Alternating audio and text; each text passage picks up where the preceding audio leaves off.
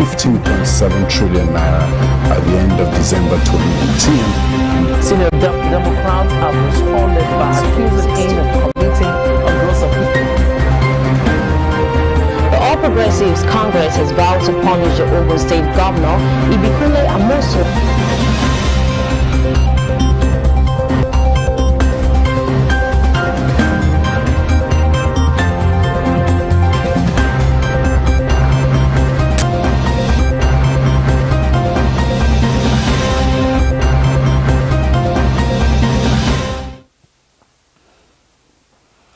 You're welcome to Celebration Television News Desk. I'm Nicholas Akosile-Walter.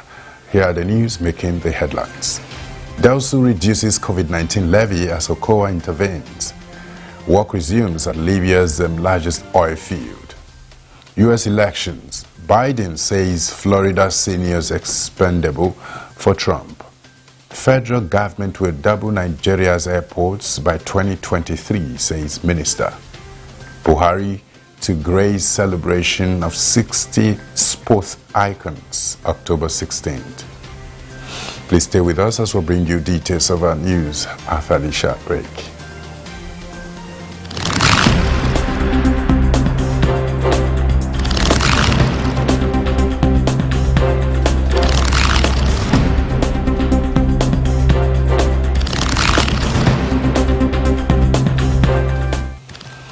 You're welcome back, and now the news in details. In Nigeria, Delsu reduces COVID-19 levy as Okowa intervenes.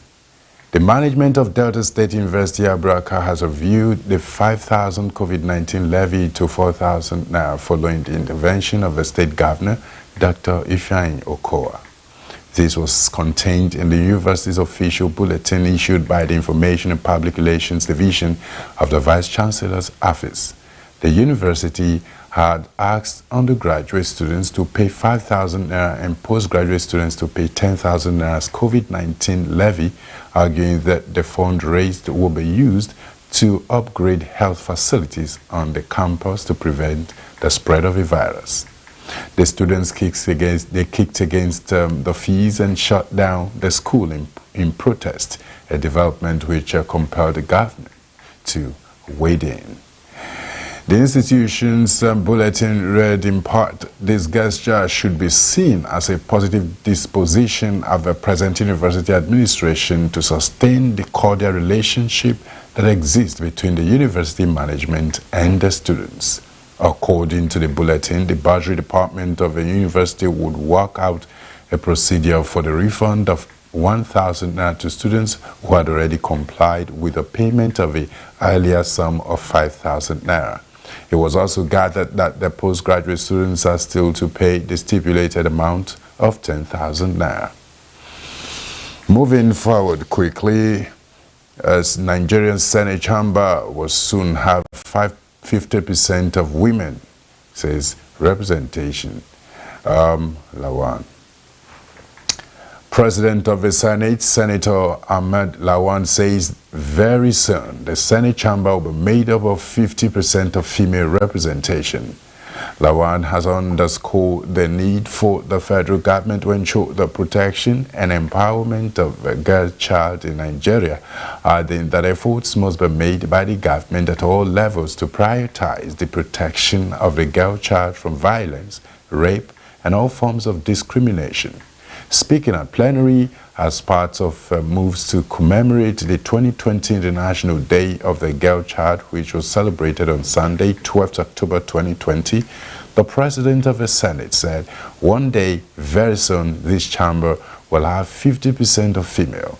Lawa, who stressed the need for gender empowerment, said that girls should be educated to enable them to be leaders of tomorrow and for a better Nigeria. On other stories quickly, Nigeria, now Africa's largest rice producer, says federal government. Nigeria is now the largest producer of rice in Africa, the federal government has said. And Minister of Agriculture and Rural Development, Sabo Nanono, said this in Abuja at an event to mark the 2020 World Food Day celebrated annually on October 16. Nanono says significant progress has been made to improve agricultural productivity since the inception of the present administration. To boost food security, Nigeria has curbed imports and has established a robust rice production program to encourage more rice production at home. Efforts in this direction are starting to show results as Nigeria is now Africa's largest producer of rice. The country is also the largest producer of cassava in the world. The minister said a range of policies and initiatives to strengthen the rice and cassava value chains had been put in place. According to him, the economic potential of both livestock and fisheries are also being harnessed. Nanono stated that in an attempt to diversify the economy, the federal government had continued with its focus on the agricultural sector. Also, he said the government has deepened the culture with the INT'L program initiative and ban on the importation of some agro-commodities. Coming quickly from around Africa, work resumes as Libya's largest oil field. The National Oil Corporation (NOC) of Libya announced the resumption of the El Sharara field, the largest oil field in the country, after lifting the status of force majeure. The National Oil Corporation said in a statement that it had given instructions to start production arrangements after reaching an honor agreement under which forces loyal to Eastern Libyan strongman Khalifa Haftar would commit to ending all obstacles and ensuring that security breaches do not occur. It comes after positive consultations under the auspices of the United Nations mission in Libya, which took place last month in the Egyptian city of Hurghada on the Red Sea coast, which dealt with security arrangements for oil fields and ports. Abdul Jalil Mayouf, an oil and gas consultant in the interim government, said the El Sharara oil field would return to production soon, but it would need some routine maintenance before doing so. El Sharara oil field is Libya's largest oil field located in the Mozouk Desert, southwest of the country. It was discovered in 1980 and developed by OMV Petrom. The oil field is currently operated and owned by Repsol.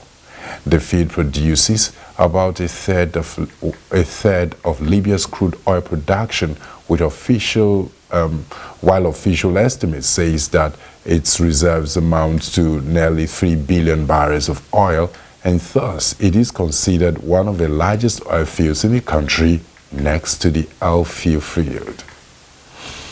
Still from around Africa quickly, IMF estimates a 3% growth contraction for sub-Saharan Africa. The International Monetary Fund predicts a 4.4% decline in growth in 2020 as the global economy struggles to recover from the pandemic-induced recession and experiences its worst collapse in nearly a century. By comparison, the international economy contracted by a far smaller 0.1% after the devastating financial crisis of 2008. The IMF forecast for 2020 in its latest World Economic Outlook represents an upgrade of a 0.8% point from its previous forecast in June. The 189-nation lending agency relayed that emerging and developing countries are doing somewhat better than developed nations, as is the case with sub-Saharan African states, whose growth is estimated to fall by 3% this year, with a return to growth of more than 3% currently forecasted for 2021. According to these projections, some countries could show positive growth, such as Botswana, Cote d'Ivoire, Ethiopia, Ghana, Guinea, Kenya, and Tanzania. On the other hand, Nigeria could lose 4 points on its growth, and South Africa could register a decline of 8%. We'll go on a short break. We'll come back. We'll bring you updates from the United States. Stay with us.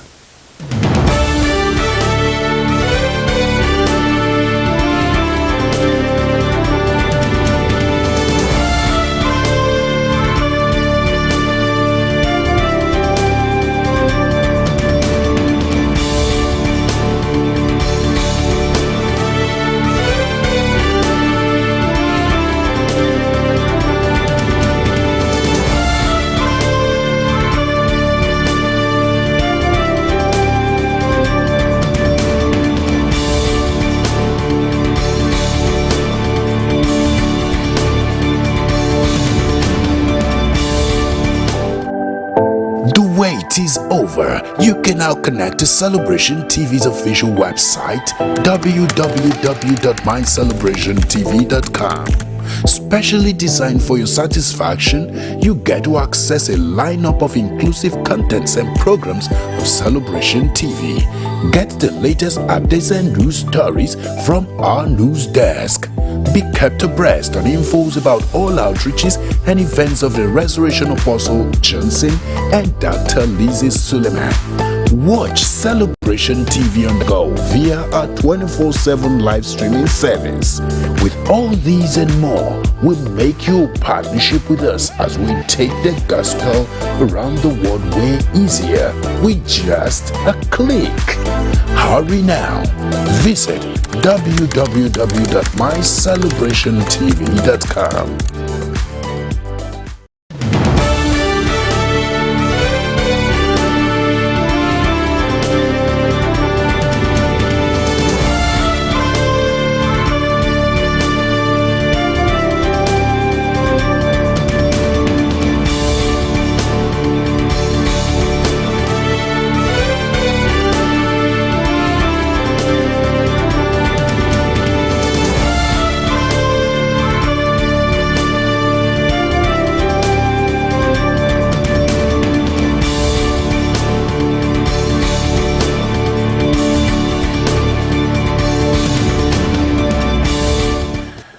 Welcome back and thanks for joining us once more. Now updates from the United States of America. On U.S. election, Biden says Florida seniors expendable for Trump. U.S. Democratic presidential candidate Joe Biden has criticized Donald Trump's handling of COVID-19 while carrying elderly voters in the key battleground state of Florida. He told them that the president saw seniors who have been more at risk in the pandemic as expendable. There are sharp policy differences between the two candidates on COVID-19. In Pennsylvania, Mr. Trump told them thousands of supporters who felt like Superman after his COVID treatment. The president tested positive for the virus on the 1st of October, spent 3 nights in hospital, and was cleared by doctors to return to the campaign trail at the weekend, holding his first rally in Florida on Monday. Battleground states like Florida and Pennsylvania are crucial for gathering the 270 electoral college votes needed to win the presidential election, which is not determined by a simple count of votes nationwide. More updates from the Asia. Coronavirus, Syria government prepares for virus second wave. The Syrian government has set up a temporary hospital for COVID-19 patients at the Damascus Sport Complex in preparation for what an official said was a possible second wave. The facility at Al-Fiyaha Stadium will operate 120 beds for people requiring oxygen, but has capacity for 100 more. The health ministry has reported 4,774 cases of COVID-19 and 228 deaths in government-held areas since March.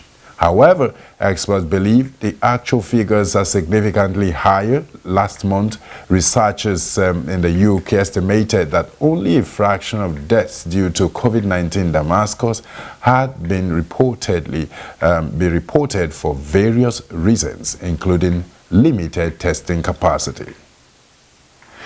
We'll go quickly on business news. Federal government doubled Nigeria's airports by 2023, says minister. The federal government on Tuesday declared that it would double the number of airports across Nigeria by 2023. Nigeria has about 31 airports currently. The Federal Airports Authority of Nigeria operates 26 of the facilities, while others are largely run by states. Responding to a question on airports which the government intends to develop in 2021 as captured in the budget of the Federal Ministry of Aviation, the Minister of Aviation, Hadi Sirika, said a lot of work would be done across airports in Nigeria. He disclosed this at the Abuja headquarters of the Federal Ministry of Finance during the presentation of the 2021 budget. Sirika said since this administration came in, they drew their roadmap in trying to improve on civil aviation and transportation in general. They understood the importance of air connectivity. And still on business news, Egbin Power seeks to promote electric vehicles. Egbin Power PLC, a member of the Sahara Power Group, has said it will promote the use of electric vehicles in the country in line with the federal government's alternative energy efforts. The company disclosed this on Tuesday at the unveiling of its electric vehicles and bicycles for use at its premises, which houses the nation's largest power plant. The chairman board of directors, Egbin Power PLC, Mr. Temitokpe Shonubi, said the company was looking to promote clean energy, healthy living, safety, environmental sustainability, productivity, and excellent performance. He said 20 bogies and 500 bicycles would be deployed for usage by staff members within the facility in a bid to reduce carbon emissions and protect the environment. Egbin has been picked as the first place they will commence not just the drive of sustainability, energy conservation, quality living, but a drive of ensuring that everybody stays alive. Their quality of life is priceless. Shonubi noted that the federal government was trying to encourage the use of alternative energies such as liquefied petroleum gas and compressed natural gas in vehicles. We're going to a short break. We'll come back. We'll get news from the sporting world. Stay with us.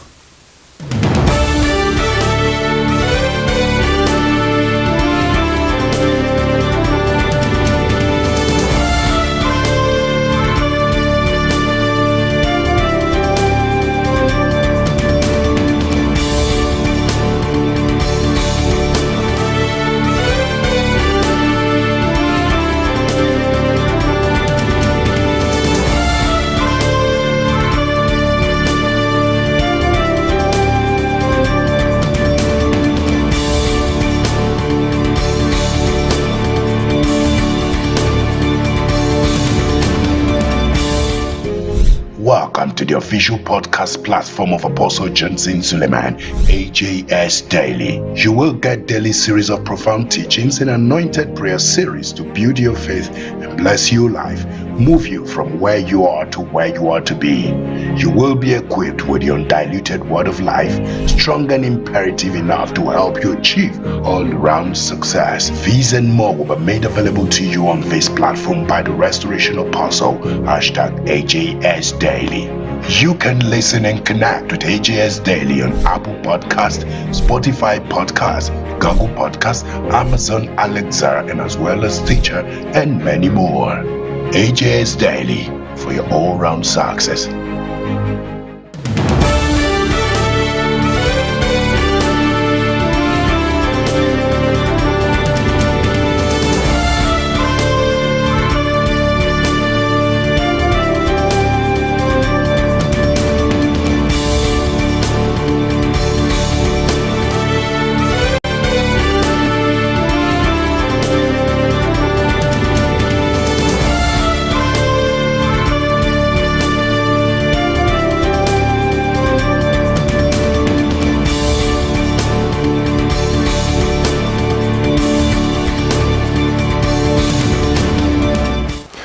You welcome sports news. Buhari to grace celebration of 60 sports icon on October 16. The President, Muhammadu Buhari, will grace the presentation of awards to 60 Nigerian sport icons in celebration of his country's 60th independence anniversary on Friday, October 16th. The award, which we hold at the velodrome of the Moshood Abiola National Stadium, Abuja, is put together by the Sports Minister, Sunday Dare. While receiving the report from the committee set up to collate the votes by Nigeria for the 60 awardees, Dari said they initiated this award because of a need to reward the heroes and heroines who have sweated to put the name of Nigeria on the world map. Unfortunately, most of these patriots have died, but they are also consoled that many of them are still alive. Another importance of the award is that it will encourage the younger athletes and indeed Nigerians in other fields to always give their best to the country, knowing that their efforts will be appreciated by the country. In another sports news, quickly, Solskjaer hits back at Monchi over illogical Man United comment. Ole Gunnar Solskjaer has hit back at Monchi after the Sevilla sporting director claimed Manchester United should hire someone to do his role at the club. Monchi said he can't believe any big club would not have a sporting director in place. United have been criticized for their approach to transfers in recent times, with Executive Vice Chairman Ed Woodward, the man under fire. But Solskjaer has questioned why Monchi involved himself in the debate and claims he is happy with the way the club is currently run. That has brought us to the end of the news on Celebration Television News Desk. In case you're just joining us, here's the news headline recap. DELSU reduces COVID-19 levy as OCOA intervenes. Work resumes at Libya's largest oil field. U.S. elections. Biden says Florida's seniors expendable for Trump. Federal government will double Nigeria's airports by 2023, says Minister. Buhari to great celebration of 60th sports icon in October 16. And quickly, we have photo of the day. Did you see that? And talks about great inspirators as well. And you can drop your comment on our social media platforms on Facebook, Celebration TV, Instagram, My Celebration TV, Twitter at My Celebration TV, YouTube, Celebration TV. Always remember that the continuous transformation of our society is a collective responsibility of all. No matter the office you hold as a nation's president, a thought leader, an opinion molder, a character builder, a professional, or as a person pursuing passion, you have a duty to give your all to making the society a better place for us and the generations to come. Play your part and do it with all diligence. Thanks once again for staying with us on our news desk. I remain Nicholas Akosile Walter. Thank you.